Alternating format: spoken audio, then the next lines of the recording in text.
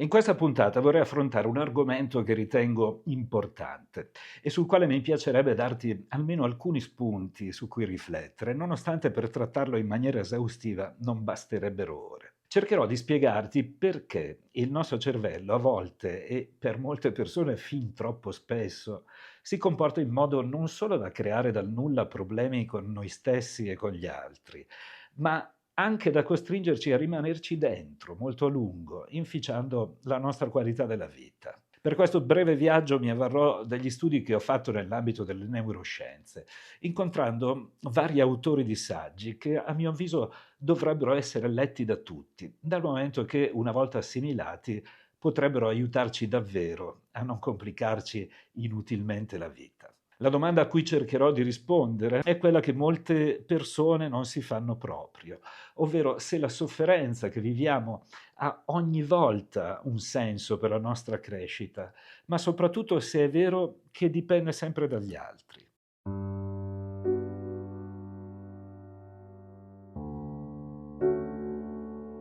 Nonostante le emozioni dell'essere umano siano tuttora utili alla sopravvivenza e all'evoluzione della specie, oggi molte persone vivono stati emotivi innaturali che intossicano la loro vita, autogenerandoli anche in assenza di cause ambientali specifiche. Per capirci meglio, immagina un topolino intento a cercare cibo in un prato, che a un certo punto avverte un rumore strisciante nell'erba e percepisce l'odore di un serpente. Anche se non può vederlo, questi input che attivano il suo cervello rettiliano gli permetteranno di salvarsi la vita scappando, perché dapprima lo mettono in uno stato di allerta e poi, se non cessano immediatamente, lo fanno piombare nella paura, grazie alla quale innescherà la risposta di sopravvivenza più idonea. Tutto questo processo, che offre un vantaggio notevole alla vita, avviene in maniera velocissima e molto prima che la soglia di coscienza sia attivata, perché in certi momenti né il topolino né l'essere umano ha il tempo per il ragionamento. Purtroppo però questi raffinatissimi meccanismi automatici a volte si attivano anche se a ben guardare non c'è alcun pericolo reale e dipendono non tanto dall'ambiente circostante, ma da una serie di pensieri che facciamo noi stessi. Esiste quindi, per farla il più semplice possibile, una sorta di computer di bordo, come quello delle moderne automobili, che tramite segnali acustici o spie luminose ci avverte che qualcosa non va. Ad esempio se foriamo una gomma, se rischiamo di finire il carburante o se le pastiglie dei freni sono da sostituire. Penso che molti, forse anche tu che mi stai ascoltando, abbiano notato quella maledetta spia arancione nel cruscotto, a distanza di qualche anno dall'acquisto dell'auto, e siano andati dal meccanico per sentirsi dire che non è un problema grave, ma è solo una banale questione di fumi di scarico. Morale della favola: il professionista ci dice che il computer di bordo si sta sbagliando e ci sta segnalando un malfunzionamento del quale non dobbiamo preoccuparci. Vabbè, per la cronaca, molti cambiano l'automobile che funziona perfettamente proprio a causa di quella maledetta spia a forma di motore di colore arancione. Bene, in molte delle nostre teste spesso si accende la stessa spia, ma non esiste alcun problema. Amo gli esempi perché aiutano a capire meglio, quindi eccone un altro. Immagina una bambina di 5 anni che sta giocando da sola con la sua bambola preferita nella sua cameretta ed è perfettamente serena e senza alcun tipo di bisogno. A un certo punto il papà va a controllarla, entra in camera sua, la accarezza e le dice: "Ti va di mangiare una delle tue caramelle preferite?" La bambina in una frazione di secondo fa passare la bambola sullo sfondo della sua attenzione e mette in primo piano la caramella. Quindi segue il papà in cucina, ma entrambi si accorgono che il barattolo delle caramelle è vuoto. Puoi immaginare la lagnanza da cui quel povero padre viene investito, perché la bambina ha 5 anni, non è un'adulta ed è abbastanza normale che non riesca a gestire la sua frustrazione. Ma da cosa nasce questa frustrazione? Siamo sicuri che sia a causa della caramella che non è disponibile? Se ci pensi, è vero che la caramella non c'è nel barattolo, ma non c'era nemmeno prima, nella testa della bambina che stava giocando serena. La frustrazione nasce dal confronto tra il desiderio acceso dal papà e la cruda realtà di non poterlo appagare. L'assenza della caramella, quindi, è identica sia prima che dopo, ma fintanto che la bambina nella sua camera è felice e serena, mentre quando si trova davanti al barattolo vuoto è infelice e frustrata. Si chiama aspettativa e si innesca nel momento in cui si accende un desiderio, per un qualsiasi motivo, che viene seguito dal pensiero che sia possibile soddisfarlo. Quando il meccanismo si inceppa, ecco la frustrazione. E fin qui tutto bene.